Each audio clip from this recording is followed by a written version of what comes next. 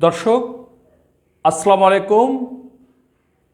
সদ্য নিয়োগপ্রাপ্ত প্রধান উপদেষ্টার বিশেষ সহকারী মাহফুজ আলম, গণ অধিকার পরিষদের একাংশের সভাপতি ও ডাকসুর সাবেক ভিপি নুরুল হক নূর, গণতান্ত্রিক ছাত্র শক্তির আহ্বায়ক আক্তার হোসেন, বৈষম্য বিরোধী ছাত্র আন্দোলনের সমন্বয়ক হাসনাত আবদুল্লাহ, সার্জিস আলম ও নুসরাত তাবাসসুমকে ভারতীয় গণমাধ্যম বাংলাদেশের মিডিয়ার একাংশে প্রকাশিত একটি প্রতিবেদনে দাবি করা হয় ভারত বিরোধী মনোভাবের জন্য ওই ছাত্রনেতাদের বিরুদ্ধে ভারত এই নিষেধাজ্ঞা দিয়েছে।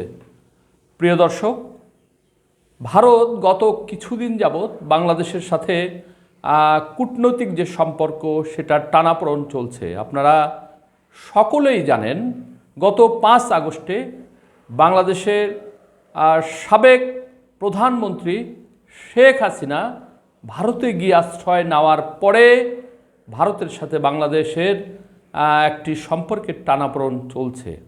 বাংলাদেশের যে গত 15 বছরের শাসন ব্যবস্থায় থেকে লুটপাট, টাকা পাচার, খুন, গুম, হত্যা, নানান ধরনের যে অপকর্ম শেখ হাসিনা সরকার চালিয়ে গেছিল, সেই কারণে সে প্রচণ্ড অপরাধী। ভারত তাকে ক্ষমতায় রাখার জন্য বিভিন্ন ধরনের কৌশল অবলম্বন করেছিল এবং বাংলাদেশ এবং ভারত রাজনৈতিক সহায়তা দিয়েছিল, যার কারণে আজকে ভারতের প্রশ্নের সম্মুখীন হয়েছে। এবং বাংলাদেশ থেকে যখন শেখ হাসিনা পালায় তখন তাদের আশ্রয়ই আছে, যার কারণে বাংলাদেশের মানুষ ভারতের যে প্রশাসন তার উপর ক্ষিপ্ত এবং ভারতকে তারা বিশ্বাস করে না।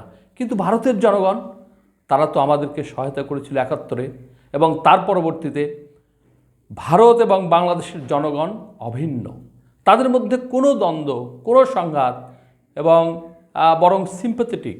আমাদের প্রায় 1 কোটি জনগোষ্ঠীকে 1971 সালে তারা আশ্রয় দিয়েছিল, তারা আমাদেরকে খাইয়েছিল এবং তারা আমাদেরকে যুদ্ধে সহায়তা করেছিল। এত কিছুর পরেও বাংলাদেশ অকৃতজ্ঞ না, বাংলাদেশ কৃতজ্ঞ। বৈষম্য বিরোধী ছাত্র আন্দোলনের 6 নেতার বিরুদ্ধে ভারতীয় যে নিষেধাজ্ঞার খবর প্রকাশ হয়েছে তা ভুয়া বলে জানিয়েছে ভারতের প্রভাবশালী সংবাদ মাধ্যম ইন্ডিয়া টুডে।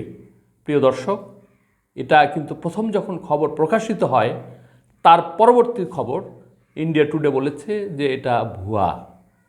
আসলে বাংলাদেশের মনোভাব জানতে চেয়েছে কি, এটাই তো বাংলাদেশের মানুষ তাই মনে করে। নইলে যারা বস্তুনিষ্ঠ খবর প্রকাশ করে তারা এরকম একটি খবর প্রকাশ করে পরে আবার সেটাকে তুলে নেওয়া, এটা কেমন কথা? এক কর্মকর্তার বরাত দিয়ে গতকাল রবিবার তারা এই তথ্য জানায়। ইন্ডিয়া টুডের প্রতিবেদনে দাবি করা হয়েছে, বাংলাদেশি মিডিয়ার বলা হয়েছে ভারত বিরোধী অনুভূতি জাগিয়ে তোলার জন্য শিক্ষার্থীদের বিরুদ্ধে অ্যাকশন নেওয়া হয়েছে। 1 সেপ্টেম্বর 6 ছাত্রনেতার উপর ভারতীয় ভিসা নিষেধাজ্ঞা শিরোনামে মিরর নিউজ এশিয়ার খবর প্রকাশিত হয়। সেখানে 6 শিক্ষার্থীর নাম উল্লেখ করা হয়েছে। সেই সংবাদ মাধ্যমে বরাত দিয়ে বাংলাদেশি মিডিয়ার প্রতিবেদন প্রকাশ করে। তবে দিল্লির কর্মকর্তারা জানিয়েছে এই খবরটি পুরোপুরি ভুয়া। কোটা সংস্কার আন্দোলন ঘিরে গত জুলাইয়ের শুরু থেকে উত্তাল হয়ে ওঠে বাংলাদেশ।